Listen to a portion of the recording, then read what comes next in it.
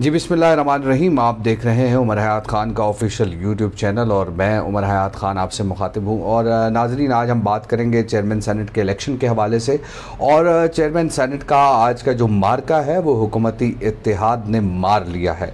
हमने कल इस पर बात की थी कि कौन जो है वो चेयरमैन सेनेट बनेगा। हमने कल ये भी कहा था कि अपोजिशन इत्तेहाद के पास अददी अक्सरियत मौजूद है, लेकिन वो उस अददी अक्सरियत को मेंटेन कर पाएंगे या नहीं, ये सवाल उठता था। और कल हमने इस पर तफसीली तौर पर बात की थी कि हुक्मरान इत्तेहाद जो है वो उसको ज़्यादा सेनेटर्स की हिमायत हासिल है। ख़ास तौर पर सादिक संजरानी के हवाले से अगर हम बात करें तो सादिक संजरानी के साथ साथ जो डिप्टी चेयरमैन सेनेट आज मुंतखब हुए हैं मिर्ज़ा मोहम्मद आफरीदी, वो भी एक बड़े जो है मंझे हुए सियासतदान साबित हुए हैं जिस तरह उन्होंने कामयाबी हासिल की है।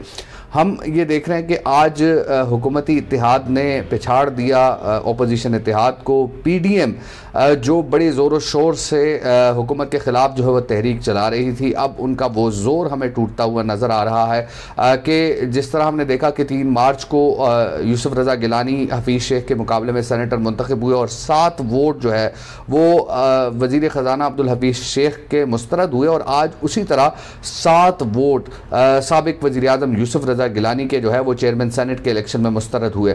ये जो तारीख़ ने एक मरतबा फिर अपने आप को दोहराया। और हमने ये भी देखा कि सादिक संजरानी जो है वो 6 वोटों से कामयाब हुए। आखिर सादिक संजरानी के 6 वोटों से कामयाबी के पीछे कौन से अनासर कार फरमा है, इस पर भी हम बात करेंगे। लेकिन एक और जो बड़ा अपसेट हमें देखने को मिला, वो बड़ा अपसेट था डिप्टी चेयरमैन सेनेट के इंतखाब का। मिर्ज़ा मोहम्मद आफरीदी ने 54 वोट जो है वो हासिल किए पीडीएम के मद्दे मुकाबिल उम्मीदवार अब्दुल गफूर हैदरी के मुकाबले में, और अब्दुल गफूर हैदरी 44 वोट हासिल कर सके। चेयरमैन सेनेट जो सादिक संजरानी और यूसुफ रज़ा गिलानी के दरमियान 6 वोटों का फ़र्क नज़र आया, लेकिन यहाँ हमें 10 वोटों का फ़र्क नज़र आया। और पीडीएम के जो वोट्स थे 51 से 44 रह गए। और इसके साथ साथ हमने ये भी देखा कि जो पीडीएम के वोट्स थे वो मिर्ज़ा मोहम्मद आफरीदी को पड़े और पूरे के पूरे पड़े।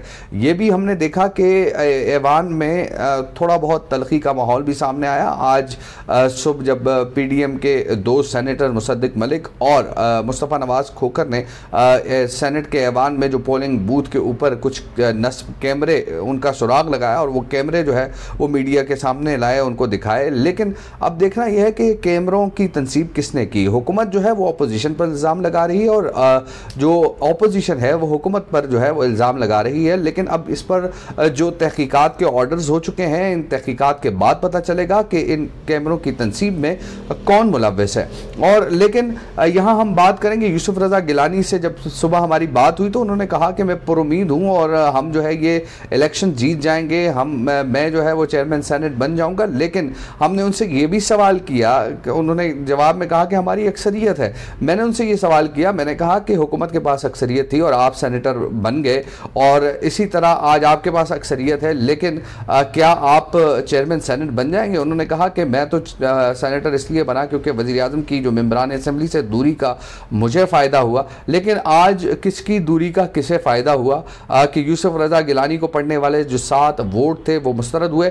नाजरीन, ये एक बहुत बड़ा पाकिस्तानी सियासत का अलमिया है जो हमने देखा कि 7 वोट जब 3 मार्च को रिजेक्ट हुए और उस पर पीडीएम ने बड़ी एक सियासत की, लेकिन आज पीडीएम के अपने 7 वोट रिजेक्ट हुए। और ऐवान बाला के जो अरकान हैं उनके बारे में ये कहा जाता है कि वो ऐवान ज़ेनी के अरकान से ज़्यादा पढ़े लिखे हैं, ज़्यादा समझदार हैं, टेक्नोक्रेट टाइप के लोग हैं। लेकिन यहाँ हमने देखा कि आज इनके भी 7 वोट रिजेक्ट हुए और आज पीडीएम इत्तेहाद को शदीद धचका लगा है। और इस धचके पर थोड़ा बहुत हमें नज़र आया कि नून लीग ने काफ़ी इंजॉय किया। नून लीग के तलाल चौधरी ने आज ट्वीट किया और उस ट्वीट में उन्होंने ये कहा कि बिलावल साहब, अब आपको पता चला कि कौन कितना न्यूट्रल है। तो इस पर बिलावल भुट्टो ने अपनी प्रेस कॉन्फ्रेंस में ये बात की। उन्होंने कहा कि तलाल चौधरी कौन से वाले, वो तंजीम साजी वाले। तो उस पर जो प्रेस कॉन्फ्रेंस में मौजूद तमाम लोग थे उन्होंने कहका भी लगाया। लेकिन انہوں نے یہ بتایا کہ ہماری سٹرگل جو ہے وہ تمام اداروں کو نیوٹرل کرنے کے لیے ہے، لیکن جو پی ڈی ایم اتحاد کے پاس یہ آخری موقع تھا جسے پی ڈی ایم اتحاد نے گوا دیا۔ ہم نے اس سے پہلے بھی دیکھا چیئرمین سینٹ صادق سنجرانی کے خلاف جب تحریک عدم اعتماد آئی، اس میں بھی پی ڈی ایم اتحاد جو ہے وہ ناکام ہوا تھا، اور اس بار پھر ہم نے یہ دیکھا کہ پی ڈی ایم اتحاد ناکام ہوا ہے، اور اس سے پی ڈی ایم جو ہے وہ میرے خیال میں اب پی ڈی ایم کو اس مشترکہ پلیٹ فارم سے اپنی سیاست کو ترک کر دینا چاہیے، اور جس میں صرف اور صرف ان کی ایک ہی رٹ ہے کہ حکومت جو ہے وہ یا تو مڈ ٹرم انتخابات کروائے جائیں یا پھر عمران خان استعفیٰ دے کر چلے جائیں۔ یہ صورتحال اس وجہ سے سامنے آ رہی ہے کہ ہم نے یہ دیکھا کہ پی ڈی ایم میں شامل جو جماعتیں ہیں ان میں نون لیگ ہے، پیپلز پارٹی ہے، یہ وہ جماعتیں ہیں کہ جو تین دفعہ جو ہے وہ حکومت کر چکی ہیں، اور اب عمران خان جو ہے وہ پہلی دفعہ حکومت میں آئے ہیں 2018 کے انتخابات میں، وہ کامیاب ہوئے، اور پھر اس کے بعد اب انہوں نے بڑی بہترین حکمت عملی جو ہے وہ اپنائی۔ اگرچہ وہ حفیظ شیخ کی سیٹ لوز کر گئے، لیکن انہوں نے سینٹ میں جو ہے وہ اپنی اقلیت کو اکثریت میں تبدیل کر کے دکھایا۔ ہم نے یہ دیکھا کہ کن سینیٹرز نے جو ہے وہ اہم کردار ادا کیا ہے، تو میں ایک مرتبہ پھر کہنا چاہوں گا کہ بلوچستان اور خیبر پختونخوا کے سینیٹرز نے بڑا اہم کردار ادا کیا ہے سنجرانی کو کامیاب کرانے میں، اور اس میں مختلف جماعتوں کے لوگ ہیں جن کا تعلق نون لیگ سے بھی ہے، جن کا تعلق جو ہے وہ چھوٹی جماعتوں سے بھی ہے، اور یہ وہ سینیٹرز ہیں کہ جنہوں نے صادق سنجرانی اور اس کے ساتھ ساتھ جو ہے مرزا محمد آفریدی کو کامیاب کرایا ہے۔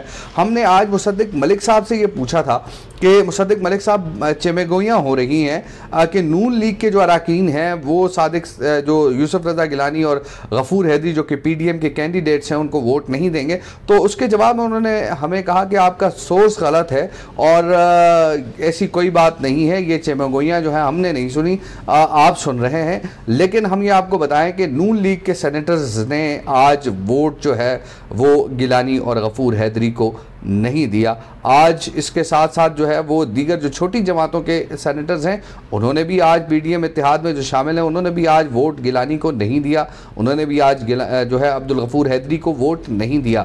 اب جو پیپلز پارٹی کی جانب سے پریس کانفرنس کی گئی، اس پریس کانفرنس میں یہ کہا گیا کہ ہم عدالت کا دروازہ کھٹکھٹائیں گے، لیکن اس پریس کانفرنس میں ایک سوال ہوا کہ عدالت میں جب بھی کوئی سیاسی جماعت جاتی ہے تو اس کا کوئی فیصلہ نہیں آتا، تو اس پر جو ہے وہ یقینی طور پر کوئی ایسا جواب نہیں تھا بلاول بھٹو کے پاس۔ لیکن یہ صورتحال اب واضح ہو رہی ہے کہ پی ڈی ایم اتحاد میں جو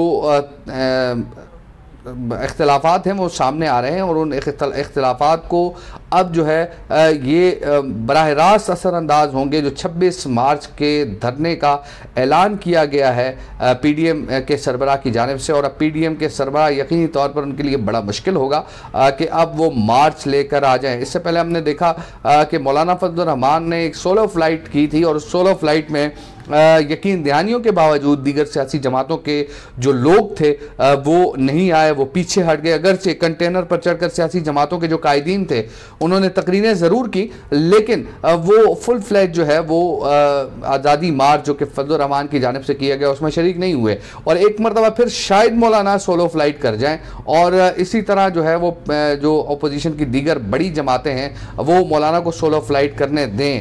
لیکن سوال یہاں پر یہ پیدا ہوتا ہے کہ کیا پی ڈی ایم اتحاد کا وجود اب برقرار رہنا چاہیے یا نہیں؟ تو میرے خیال میں اب پی ڈی ایم جو ہے وہ مکمل طور پر پی ڈی ایم کے پرخچے اٹھ چکے ہیں، اور پی ڈی ایم کے اپنے لوگوں کی ایک دوسرے کے حوالے سے نیتیں جو ہیں وہ صاف نہیں ہیں، تو یہ عوام کی فلاح و بہبود کے لیے کیا کام کریں گی؟ یہ سوالات یقیناً قوم کے ذہن میں اٹھتے ہیں، اور پی ڈی ایم جو ہے اس کو اب یہ سوچنا ہوگا، اس کو چاہیے کہ اب وہ چپ چاپ بالکل آرام سے عمران خان کو 5 سال کے لیے حکومت کرنے دیں، اور عمران خان کو جو ہے وہ اسی انداز سے جو ہے وہ اگر وہ دیکھنا چاہتے ہیں 5 سال عمران خان کو دیں، اگر ملک کی بہتری ہوتی ہے تو ٹھیک، نہیں تو اگلے الیکشن میں عوام خود عمران خان کو جو ہے وہ مسترد کر دیں گے، لیکن ایک جمہوری حکومت کو، ایک جمہوری وزیر اعظم کو اس کی مدت جو ہے وہ مکمل کرنے دی جانی چاہیے۔ بہت بہت شکریہ آپ کا۔